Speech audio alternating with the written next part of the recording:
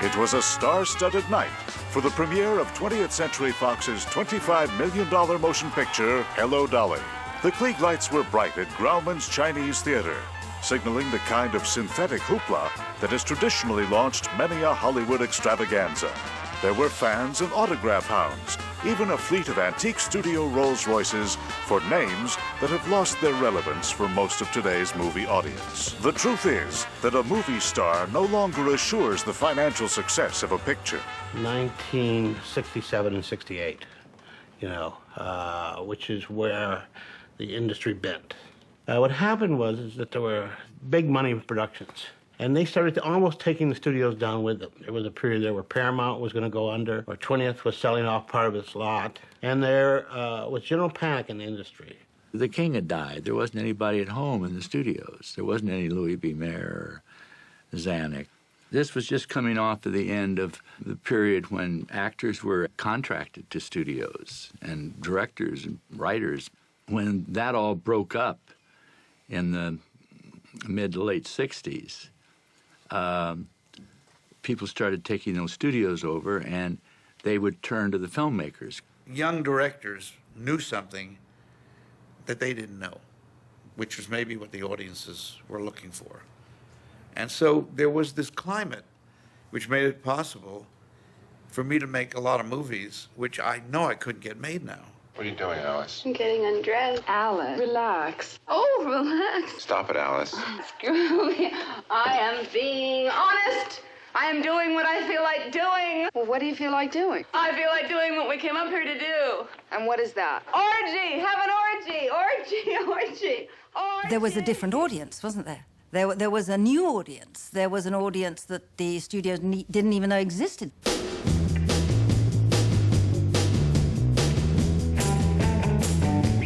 Sock it to me.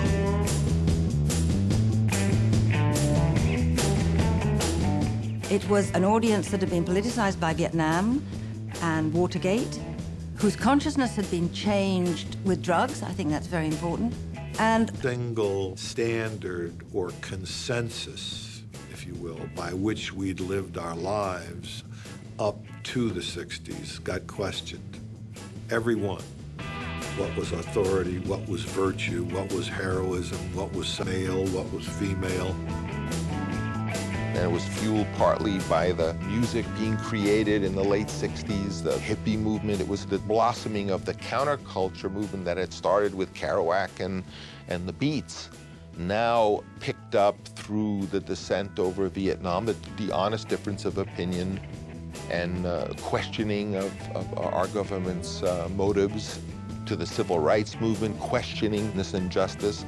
Then a women's movement grew out of the political movements, and so suddenly girls who were helping the guys in protesting in Berkeley were saying, wait, why do I have to get the coffee all the time? What, let's carry it the next step. The 70s was the first time we could celebrate the freedoms won from the 50s and 60s with our art, where whites could go see James Brown and Tina Turner and not be called a nigger lover. Jimi Hendrix could play white rock and roll and not be called an Uncle Tom. The people that go to the movies were looking for something that was more meaningful to them than the glitz of the 60s films. I would watch these sort of pictures of the 50s and the 60s, and when a woman would wake up from sleeping in bed in those movies, her hair and makeup were perfect. It was hard to believe those stories. It wanted to deal with difficult films and see difficult films and different films, and it didn't want the same old stuff like nowadays, where the same old stuff is just repeated and repeated. And it wanted to be challenged, and it wanted to be surprised. Does your personal religion or philosophy include a life after death? Oh, yes, indeed. That's absolutely. Did you enjoy life when you were a child? Oh, yes, you were a wonderful baby, Harold. Do you think the sexual revolution has gone too far? It certainly has. Do you find the idea of wife swapping distasteful? I even find the question distasteful. Do you enjoy... Harold, please. Hollywood films hadn't changed for a long, long time. You measured in many ways your pleasure at movies from the distance they lived from your own life. You know, you could watch Ingrid Bergman walking up a fog and shrouded ramp to a plane and Bogart waving goodbye. You knew this was never going to happen to you, ever.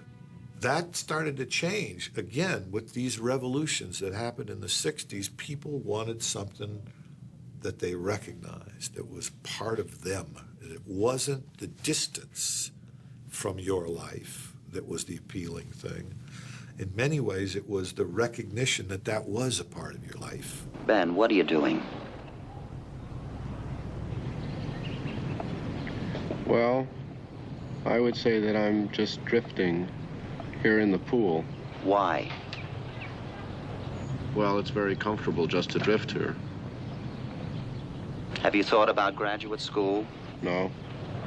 Would you mind telling me then what those 4 years of college were for? What was the point of all that hard work? You got me. If you're coming out of the drug revolution and the sex revolution and the civil rights revolution, you've got a lot of attitude on, you know, and you've been taking on the military-industrial complex. You've been taking on all kinds of religious structures. You know, you've been involved in protests, and so you have those tools, that arrogance and that self. How do you say it? The self-confidence. Just to say, I know what we should be doing. I know what we should be doing about Vietnam. I know what we should be doing about Where It's Right. And I know what we should be doing about motion pictures. It was anti-glamour. It was, you know, the artist ruled. It was, you know, you couldn't be bought. It was about integrity and about what you wanted to say and what you believed in. Of course, we thought that movies could make the world better and could illuminate contemporary life, and that artists didn't have to just be employees, that artists could be, you know, stand with the other leaders of society and contribute. No one's saying anything. Let's say something. Let's make stories about what is. There's so much going on. What are we feeling? That's what I was going through, you know?